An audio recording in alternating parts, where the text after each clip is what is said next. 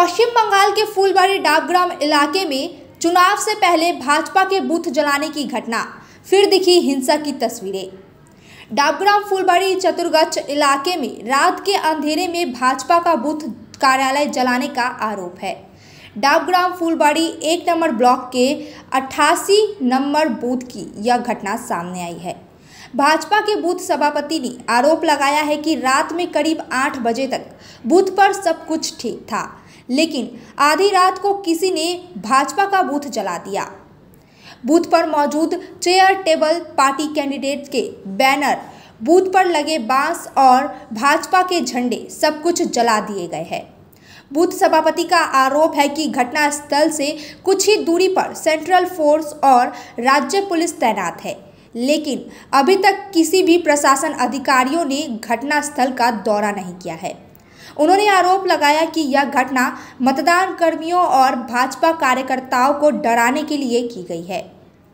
इस घटना को लेकर डाबग्राम फूलबाड़ी विधायक शिखा चटर्जी ने तृणमूल कांग्रेस पर आरोप लगाया है।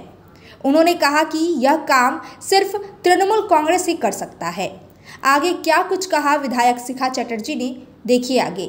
হ্যাঁ বৌদি, কি হয়েছে একটু ঘটনাটা একটু বলবেন তো। আমি তো সকালবেলা শুনলাম যে এরকম বুথ এসে পুড়ে ফেলেছে, এরকম শুনলাম আমি। হ্যাঁ, রাত্রিবেলায় ঘটনা হয়েছে এটা। হ্যাঁ, কিরকম পরিস্থিতি বর্তমানে? এখন এখন পরিস্থিতি বলতে রাত্রিবেলায় চালানো হয়েছে, এখন কি করে বুঝতে পারবো, এখন আমি তো বুঝতে পারলাম না। কিরকম পুরোপুরিভাবে জ্বলে গিয়েছে? হ্যাঁ, জ্বলে গেছে, ওই যে জ্বলে গেছে, গাছটা সব জ্বলে গেছে, পতাকা টতাকা সব জ্বলে। কখন হয়েছে বলে মনে করছেন তো? এই রাত্রিবেলা ধরে। তখন আপনাদের কাজও করতে কিছু ছিল না, তাই তো? কর্মীরা আমরা কাজ করে চলে গেছে। কখন দেখলেন আপনারা? এই সকালবেলায় দাদা এসে, গৌতম দা এসে দেখে গেছে, মানে পড়ে রয়েছে, তাই তো? কে বা কারা করতে পারে এরকম বলে মনে করছেন? এখন বলতে পারছি না কি কারা করছে, হয়তো আছে লোক আছে। বিরোধীদের কি মনে করছেন যে বিরোধীরা করছে? হ্যাঁ, আপনার নাম? আমার নাম জলি কর।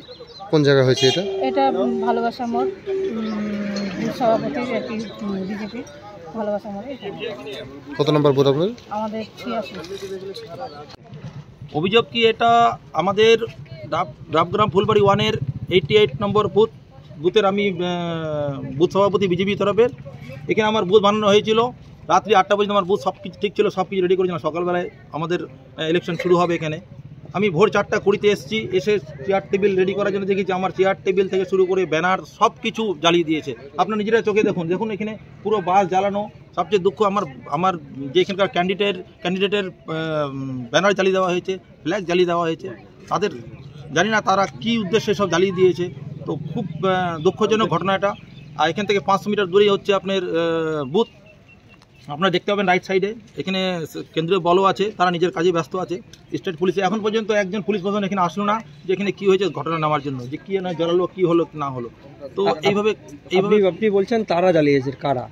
এখন কারা জ্বালিয়েছে বলতে পারছি না, তো আমরা চোখে দেখিনি। তো আমি তো রাত্রি 8টা পর্যন্ত সব দেখে গেছি করে, সারাদিন খাটাখাটি করেছি। সকালবেলা আমাকে ভোর 4টা থেকে আবার রেডি করতে হবে, কেন সব লোকরা আসবে।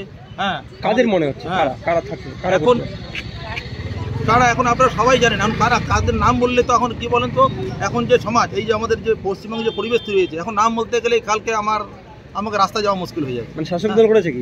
এখন আমি কাউকে দোষ দেবো না। এখন শাসক দলেও তো আমি দোষ দেবো কী করে? এখন কেউ আছে যে বদমাশি, যে আমাদের পরিবেশটাকে নষ্ট করতে চায়, আমাদের সমাজটাকে নষ্ট করতে চায়। আমাদের এত শান্তপ্রিয় গ্রাম, একে অপরের সঙ্গে চেষ্টা হচ্ছে কি? হয়তো এমনি ফ্ল্যাগ আগে সরিয়ে দেয়, ওটা নর্মাল, ওটা তো হতেই থাকে। কিন্তু এইভাবে যে জ্বালিয়ে দেওয়া, জ্বালিয়ে দেওয়া কোথাও কি ভয় দেখানো হচ্ছে? না, ভয় তো এখন পর্যন্ত, ভয় বলতে কি, জ্বালিয়ে দেওয়া মানেই তো ভয় দেখানো। আপনি আগুন লাগিয়ে দেওয়ার এর চেয়ে আর কি বেশি হতে পারে স্যার বলুন? যদি বুথের মধ্যে আগে জ্বালিয়ে দেয়, 500 মিটারে পুলিশ প্রশাসন থাকে, এখানে একটা বিষয়টি, এটা মেন রোড, এখানে সারা রাত লোক প্রার্থীকে জানিয়েছেন বিষয়টি? প্রার্থীকে জানিয়েছেন? হ্যাঁ, প্রার্থীকে জানিয়েছি, আমি মেসেজ দিয়েছি। এখন তো দেখুন সব জায়গায় ব্যস্ত, ওরা তো আসতে টাইম। বিজেপির এলাকা, বিজেপি বিধায়িকা এখান থেকে জয়ী হয়েছেন, তারপরে এই ধরনের ঘটনা। তো কী করে বলুন? এখন তাদেরকে মেসেজ দেওয়া হয়, তারা আসবেন। 1 নম্বর ফুলবাড়ি, 2 নম্বর ফুলবাড়ি পুরোটা নিয়েই তো উনি বিধায়িকা, তো ওনারও তো আসতে টাইম লাগবে। আমি মেসেজ দিয়েছি, পুলিশ প্রশাসনকেও জানানো হয়েছে। কিন্তু আমি চাচ্ছি যেন এরকম যেন দুর্ঘটনা যেন না হয়। এতে খুব খারাপ ছবি যায় আমার সমাজের প্রতি। আমার এখানে জন্ম, এখানে এই মাটির সুগন্ধে আমি জানি। আমার নাম গৌতম রায়। এটা কোন এলাকা? এটা হচ্ছে আপনার চৌতরাগঞ্জ, ডাবগ্রাম ফুলবাড়ি 1, বুথ নম্বর 188। 19/88। গ্রাম পঞ্চায়েত আপনার? আমাদের এখানে গ্রাম পঞ্চায়েতে আছেন আমাদের গ্রাম পঞ্চায়েত অফিস কি? গ্রাম পঞ্চায়েত অফিস ওটা গ্রাম পঞ্চায়েত অফিস। सिलीगुड़ी के सालबाड़ी में घर हो अपना, क्या आपका भी है ये सपना? अंबरधुरा सालबाड़ी स्थित गोकुल धाम में आपको मिलेगा अति आधुनिक फैसिलिटीज के साथ 2 से 3 BHK फ्लैट। यहाँ आपको मिलेगा थीम्ड लैंडस्केप से लेकर open amphi theatre, kids play area, senior citizen area, walking lawn, rooftop sitting area और भी सुविधाओं से लेकर शानदार अपार्टमेंट तक। पंचनई गोकुल धाम शहर के सभी हिस्सों, स्कूल, कॉलेज, अस्पताल, railway station, airport, shopping mall जैसी जरूरी स्थानों तक आसान पहुंच। कॉल करें 9755420000 पर और बुक करें अपना 2 या 3 BHK अपार्टमेंट।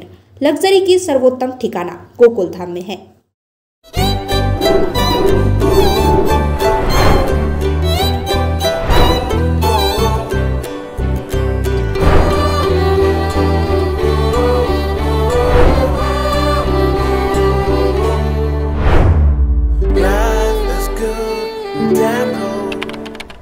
वो क्या हुआ है, मतलब स्पॉन्डिलाइटिस वोमिटिंग जैसा होता है और सर चक्कर देता है। तो मेरा जो इश्यू होता है, मैं गाड़ी में बैठ नहीं पाता हूँ, 4 व्हीलर हो या फिर बस, पूरे वहाँ पर ऐसे सर झुका के कुछ मोबाइल हो कुछ भी मैं देख नहीं पाता हूँ। मतलब मेरा सर घूमने लगता है, कोई मूविंग ऑब्जेक्ट में देख। यहाँ पे पेन हो रहा है? यहाँ पे कभी कभी तो यहाँ पर भी आ जाता है, मतलब यहाँ से एकदम पूरा ये यहाँ तक शोल्डर क्लोज हो जाता है यहाँ तक।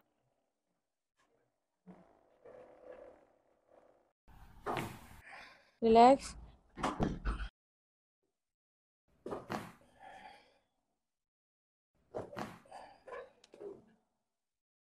Then it's now 2 out of 10 it is 2। Contact number আমাদের স্ক্রিনে দেয়া আছে। Thank you.